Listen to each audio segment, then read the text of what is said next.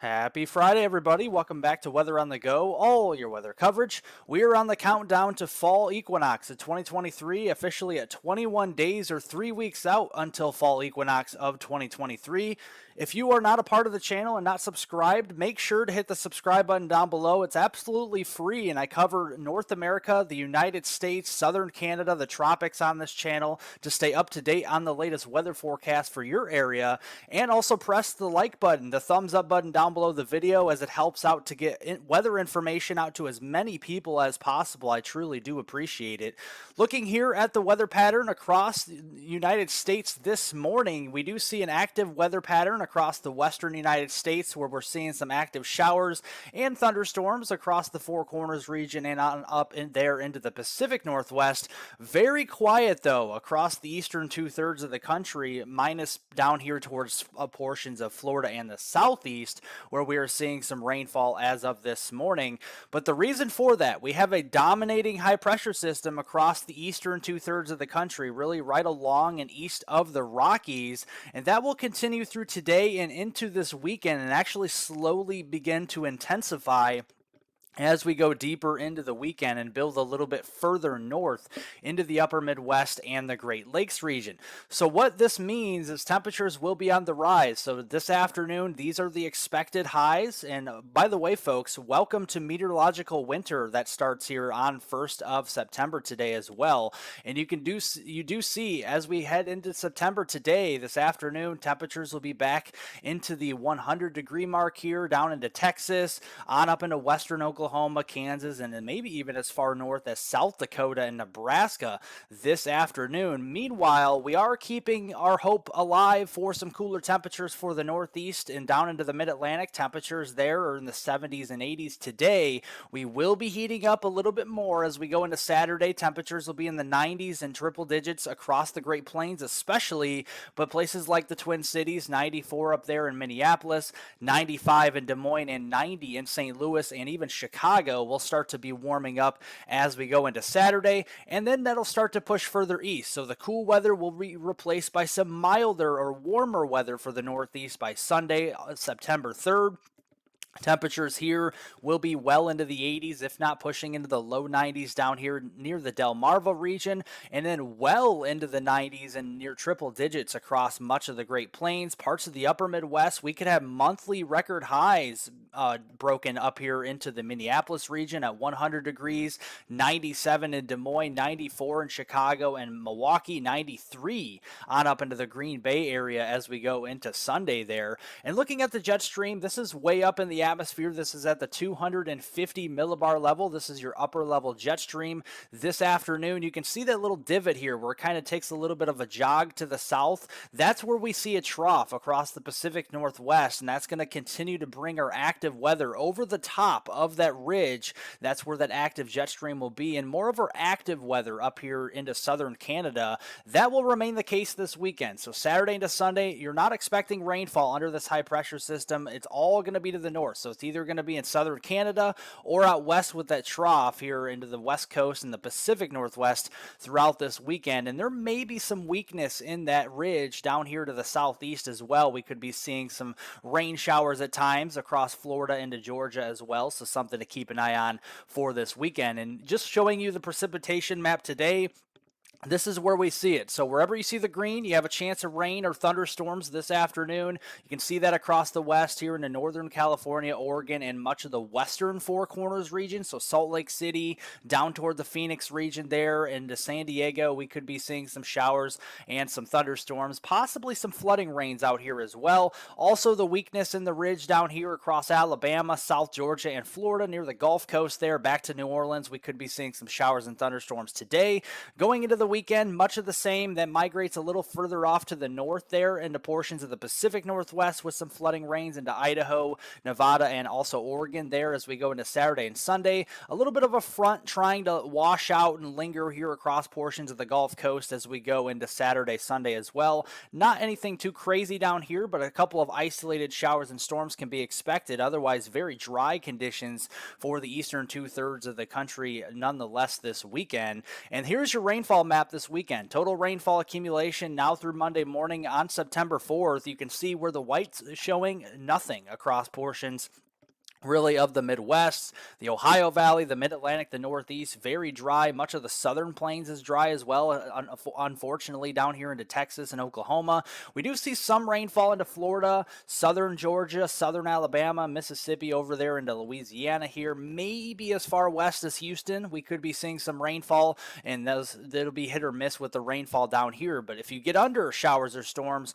we could be seeing maybe an inch or two of rainfall. Same thing out here from Idaho down through Utah there, western Wyoming, eastern Nevada, getting down into western and central Arizona there, and maybe even northern California. We could be seeing some decent rains out here as well. A couple of inches of rain for the Salt Lake City area down there toward Phoenix, so that'll be something to keep an eye on. Even for Las Vegas, we could be seeing some heavier rainfall as well. We are concerned about a flash flooding risk here, not only for Florida with a slight risk of flash flooding today into Saturday, but across portions of the Phoenix region, Las Vegas, getting into southwestern Utah. We have that slight risk for flash flooding today into your Saturday. That continues really across much of the Las Vegas region as we go into your Saturday time frame, and especially even in through Sunday morning. Then that migrates a little further to the north, Salt Lake City up here, eastern Idaho, western portions of Wyoming. We have a threat for some flash flooding there Sunday into Monday. So that'll continue to be watched across the west as we go through this weekend and into early next week. And just understanding what the Weather Prediction Center's excessive rainfall categories are, a slight risk for flash flooding means scattered flash floods are possible. It's mainly localized, but it's most vulnerable in urban areas such as cities like Phoenix or Las Vegas, where we have lots of asphalt and concrete. Here we have lots of runoff as well, and we could also see isolated significant flash floods as well with a slight risk. So we'll continue to watch that out across the west. Otherwise, heat is the name of the game, and this takes us through the first 10 days of September. Much above average temperatures really centered down here across portions of New Mexico and into the southern plains across Oklahoma, Kansas, and North Texas through the first 10 days there of September. And that really expands across the eastern two-thirds of the country. Really, any area that's below normal is really western Washington State or northwestern Oregon during this time frame. And looking at the precipitation anomalies here, it looks to be above normal across New England and the Northeast, parts of the upper Midwest, the northern plains up here into the Dakotas, and parts of Washington State up there where we have that active jet stream. And I do promise you that southern Canada will be above normal with precipitation, even though you don't see it on this map as well, with the active jet stream up there. Underneath, with the ridge of high pressure, going to start to dry out during that 6th through 10th time frame there in the second week of September across the Four Corners region. So where we're seeing rainfall right now, it'll trend drier as we go to the second week in September, and that will remain the case across the Gulf Coast and Florida as well. And then you can see that early next week, we have that ridge in firm control across the eastern two-thirds of the country Monday into Tuesday, and then as we extend into later next week, Thursday into Friday, about a week from today, that flattens out across the north here, brings down the active jet stream further to the south across the northern plains, the Midwest, and the upper Great Lakes region, but it's in firm control across the south, so our southern states will remain hot down here. And you can see that on Monday, on September 4th, heading off to work or school. We're going to be hot as we get to the afternoon. Much of the country is going to be into the 90s, minus the West Coast and the Pacific Northwest. It's going to be pretty warm up here, even into southeastern Canada as well. And then as we go into Wednesday, much of the same. We start to see a little bit of a frontal boundary move into portions of the Minnesota, Dakotas, and western Nebraska region.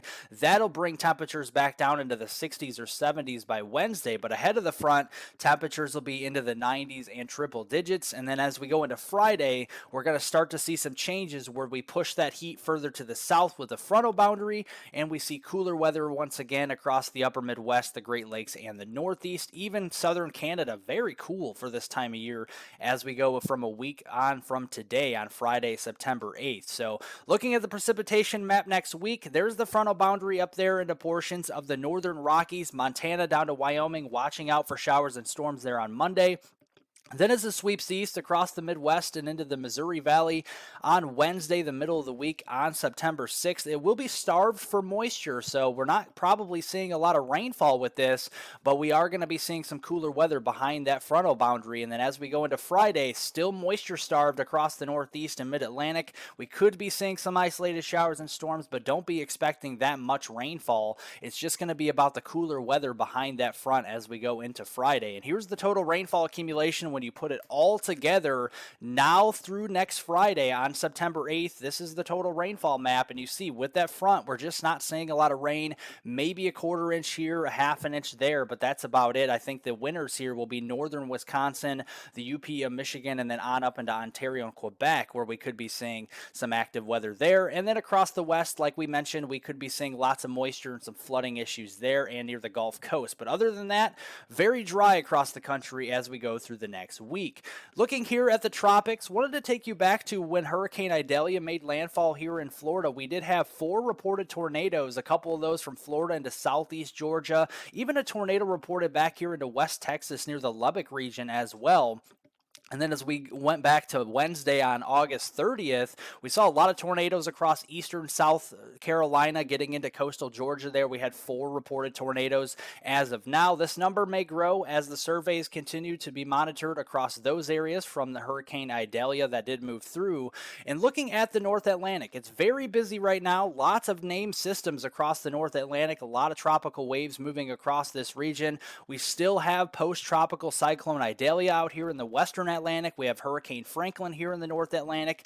Tropical Storm Jose is out here, and also Tropical Depression Gert. So we have lots of named systems out here in the open water of the North Atlantic as fish storms. We also have to keep an eye on a wave moving off of Africa here that has a higher chance, more than 60% chance of development over the next couple of days. But my area of concern is with the next system moving into early next week that has a 50% chance of development, and this is a stronger wave coming off of Africa. So early next week, we have lowering of the pressures out here into the main development region down to a 1,011 millibar low, as the European forecast model does suggest. And then as this pushes west, it's going to start to slowly strengthen. It's not going to be quick acceleration in intensity, but by the middle of next week, by Wednesday, Thursday, it does lower to maybe a tropical depression type of pressure here around 1,003 millibars, still over the open waters of the North Atlantic, so nowhere near land. And then as we go into late next week, about a week from today, this will lower probably to a 992 or a 990 millibar system as it approaches the northeastern Caribbean. So we'll be continuing to watch this. This looks to go towards the western Atlantic on the European model, but we cannot discount the northeast Caribbean from impact, at least with waves out there, maybe some tropical moisture as well later next week, according to the European model. And it's very interesting. Looking at the wind shear with this system, it will have a lot of favorability to develop as we go through next week. So once it gets out of the main development region into the western Atlantic, maybe even into the northeast Caribbean, wherever this may go, it will have a lot of development potential here with the warm waters out there and the favorable wind shear. And just looking here at those pressures, looking at that on the ensemble members here, this is what you want to look at, especially if you're looking 7 to 10 days out. Later next week, this is around Friday, September 8th, a week from today, and you see the EPS. This is the European ensemble guide. It does have this very close to the Lesser Antilles, so that's what we're going to continue to watch, maybe a wave behind that as well. And then looking at the American GEFS ensemble guidance, a little bit more into the MDR, a little slower of a solution here later next week. And also the Canadian ensemble guidance, the GEPS, is basically in the same ballpark as well, saying there's going to be something developing in the main development region and moving towards either the Caribbean or the Western Atlantic. And looking at the experts with the climate prediction centers here forecast, from September 6th through the 12th, there is favorability here, at least a 20% chance or more of development over the main development region towards the Caribbean and into the Western Atlantic. And then as we go into the second and third weeks of September, it gets even more favorable. So things are going to be picking up again if they haven't already. And a few named storms in the North Atlantic isn't enough for you. Well, things are going to definitely begin to pick up as we go in towards the middle of September. That is for sure. And looking at the warm water temperatures out here, The North Atlantic, yes, we've had some upwelling out here into portions of the Northwest Atlantic with a couple systems moving there from Franklin and Idalia, but it's still very warm in the Caribbean. Remember, we haven't had a system move through the Caribbean as of this year yet, so this is still very favorable. The Gulf of Mexico is still very favorable, and the Western Atlantic is very favorable. Anywhere you see 26 degrees Celsius, water temperatures are warmer, and a lot of these pinks are 30 plus degrees Celsius. That converts over to 80 to 90 plus degrees Fahrenheit. So we have some very warm waters out here, so we still have to watch this moving forward as we go through September. Well, make sure if you want additional weather forecast updates, hit the description down below the video and follow me on Twitter or X at hweather420. I do post on that platform very frequently as well. Otherwise, thank you so much for watching today's weather forecast. If you want any more information, make sure to follow me on Twitter or X. Also, share this video on social media, whether it's on Twitter, Instagram, Facebook. I do appreciate that as well. Hit the share button, hit the like button to like this video down below as well. And also make sure to subscribe to the channel if you want to stay updated on the latest weather forecasts in your area across North America, the United States, Southern Canada, and the tropics. I have you covered on this channel. And I hope everybody has a great rest of their Friday and a great rest of their weekend out there.